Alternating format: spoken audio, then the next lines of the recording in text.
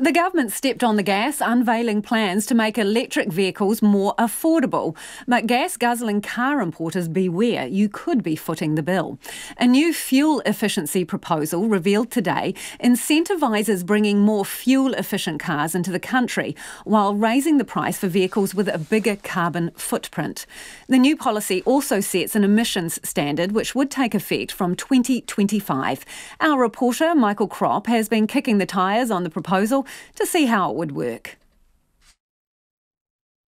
From carbon-creating gas guzzlers to cleaner, leaner, even electric vehicles. From 2021, it's proposed there'll be a sliding scale with an $8,000 discount for a new electric vehicle, $6,800 for a plug-in hybrid, and smaller discounts for fuel-efficient vehicles and fees for those that emit more than 180 grams of carbon dioxide every kilometre.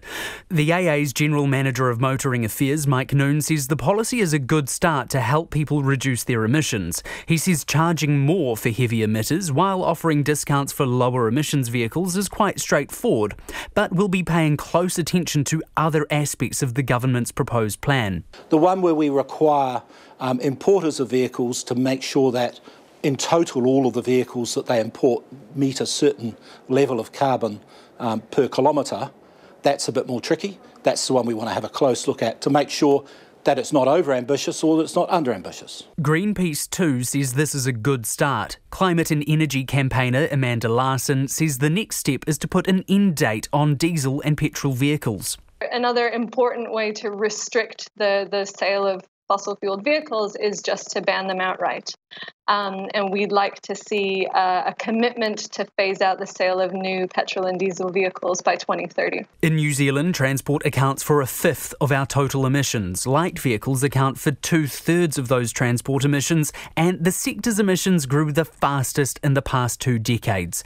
At the Brendan Foot car dealership in Lower Hutt, principal dealer Matt Foot says there's already a good spread of low to zero emissions vehicles, and there are more to come. This is a very good initiative. It's obviously been a wee way coming, but it's greeted. And as a car business, it actually makes the distributors far more responsible about their model ranges. This group of ute owners in Leaston, Canterbury, say they'd be happy to make the shift if only the vehicles were available. If the infrastructure was there to support having an electric vehicle, i.e.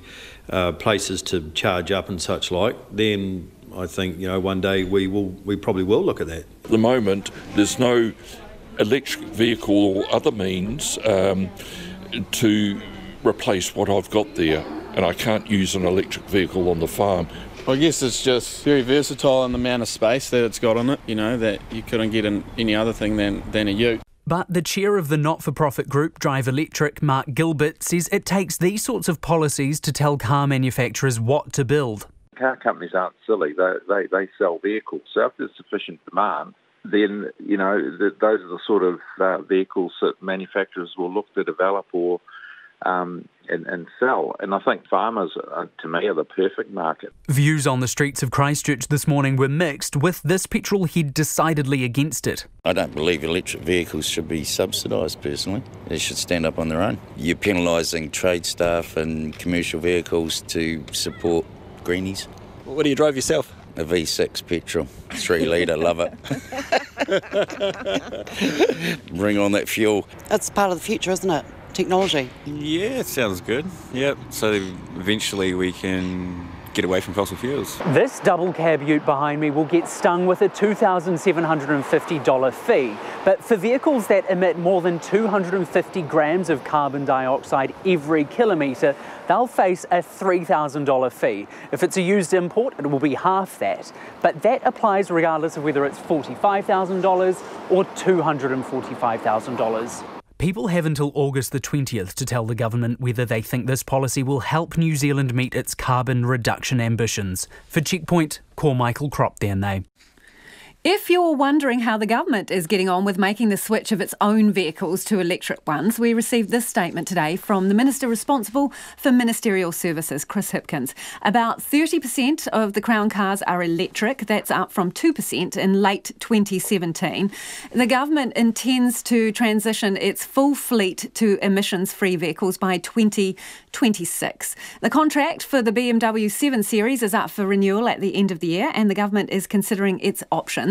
But not all vehicles will be emissions-free, as Mr Hipkins says they're waiting for more options to come on the market.